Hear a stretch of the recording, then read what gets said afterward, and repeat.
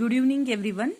Welcome back to online classes. This is your marketing management technique subject. So last class we have discussed total first unit of introduction to marketing management. Okay.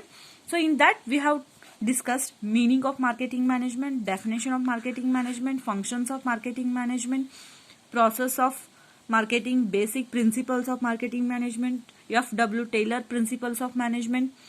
Next, F.W. Henry Fayol principles of management. Okay, so all we have discussed in this first unit. Next, we will go through the unit number 2, that is planning.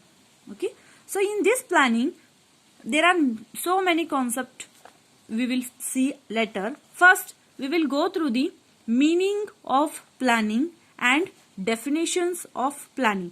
So, they may ask 2 marks question from both. They may ask the meaning of planning, okay, otherwise they will ask the definitions of planning.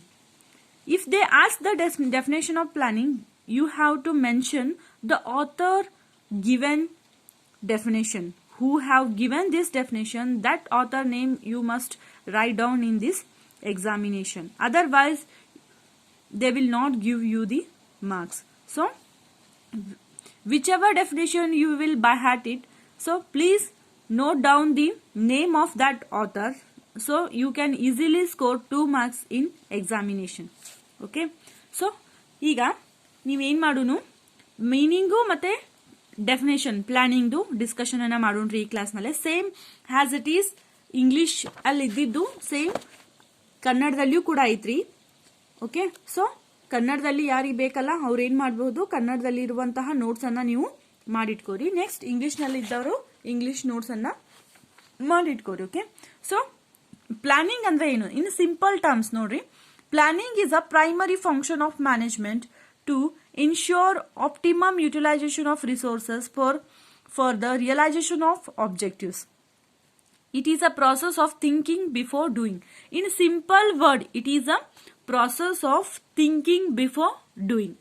So planning ಅಂದ್ರೆ ಏನ್ರಿ, ಏನಾದ್ರೂ ಒಂದು work ಅನ್ನ, ಒಂದು function ಅನ್ನ, ಒಂದು ಕೆಲಸವನ್ನ ಅಥವಾ ಒಂದು ಕಾರ್ಯವನ್ನ ಮಾಡೋಕ್ಕಿಂತ ಮೊದಲು ಅದರ ಬಗ್ಗೆ ಯೋಚನೆ ಮಾಡೋದಕ್ಕೇನೆ ಏನಂತ ಕರಿತೀವಿ ನಾವು, ಪ್ಲಾನಿಂಗ್ ಅಂತ ಕರಿತೀವಿ. It is in a simple terms. ಇದು 2 ಮಾರ್ಕ್ಸ್ಗೆ ಕೇಳ್ತಾರೆ.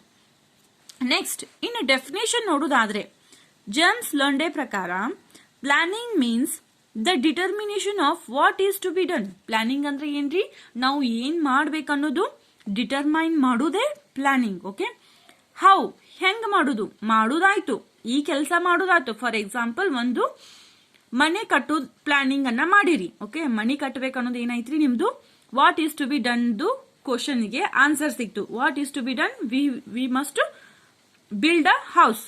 ಓಕೆ, ಒಂದು ಮನೆಯನ್ನ ಕಟ್ಟೋದು ಪ್ಲಾನ್ ಆಯ್ತು. ನೆಕ್ಸ್ಟ್ ಹೌ ಹೆಂಗ ಕಟ್ಟೋದು, ನೀವು ಕಟ್ತೀರಿ ಇಲ್ಲ, ಅದಕ್ಕೆ ಬೇಕಾದಂತಹ ಗೌಂಡ್ಯಾರ್ ಆಗಿರ್ಬಹುದು ಅಥವಾ ಸೆಂಟ್ರಿಂಗ್ ದವ್ರಾಗಿರ್ಬೋದು. ಸೊ ಅವ್ರನ್ನ ನೀವು ಯೂಸ್ ಮಾಡ್ಕೋತೀರಿ. ಹೌ ಕ್ವಶನ್ಗೆ ಆನ್ಸರ್ ಸಿಕ್ತು. Next where is to be done it. Okay, ಇನ್ನೊಬ್ಬರು ಜಾಗದ ಕಟ್ತೀರಿ ಇಲ್ಲ, ನಿಮ್ ಜಾಗದ ಕಟ್ಟಬೇಕು. ಸೊ ಆ ಜಾಗ ಎಲ್ಲಿ ಕಟ್ಟಬೇಕು, where is to be done, ಅದು ಪ್ಲಾನ್ ಆಗ್ಬೇಕ್ರಿ. Next who is to do it, ಯಾರು ಮಾಡ್ಬೇಕು ಅದನ್ನ. ಓಕೆ, ನೀವು ಮಾಡ್ತೀರೋ, ನೀವು ಕಟ್ಟಕ್ ಸಾಧ್ಯ ಇದ್ರೆ ಇಲ್ಲ, ನೀವು ಹಣ ಕೊಡಬಹುದು ಹೊರತಾಗೆ ಏನ್ ಮಾಡಕ್ ಆಗುದಿಲ್ರಿ,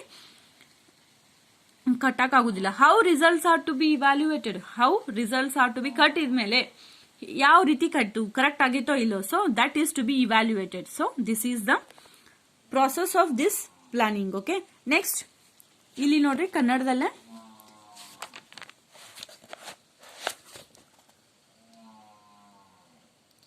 ಓಕೆ, ಸೊ ಇವೆಲ್ಲ ಏನ್ದಾವ್ರಿ ಕನ್ನಡದಲ್ಲಿಯೂ ಕೂಡ definitions, so many definitions are given by this authors, George Terry, Forman and Richman. Okay, Allen. So ಯಾವ್ದು ಈಸಿ ಐತಲ್ಲ, ನಿಮ್ಗೆ ಯಾವ್ದು ಈಸಿ ಅನಿಸ್ತೈತಲ್ಲ ಆ ಡೆಫಿನೇಷನ್ಸ್ ಅನ್ನ ನೀವೇನ್ ಮಾಡ್ಬೋದು, ಒಂದು ಡೆಫಿನೇಷನ್ ಅನ್ನ ಬೈ ಹ್ಯಾಟ್ ಮಾಡಿ ಇಟ್ಕೋರಿ. ಓಕೆ, ಸೊ ಎರಡನೇ ಡೆಫಿನೇಷನ್ ನೋಡ್ರಿ. ಎರಡನೇ definition, planning is the intellectual process, the conscious determination of course of the action, the basing of decision on the purpose, acts and considered estimates. Okay, so ಇದು ಒಂದು ಸ್ವಲ್ಪ tough ಐತಿ, ಇದು ನಿಮಗೆ ಆಗುದಿಲ್ರಿ. So better you go through the first definition. Okay, better you go through the first definition.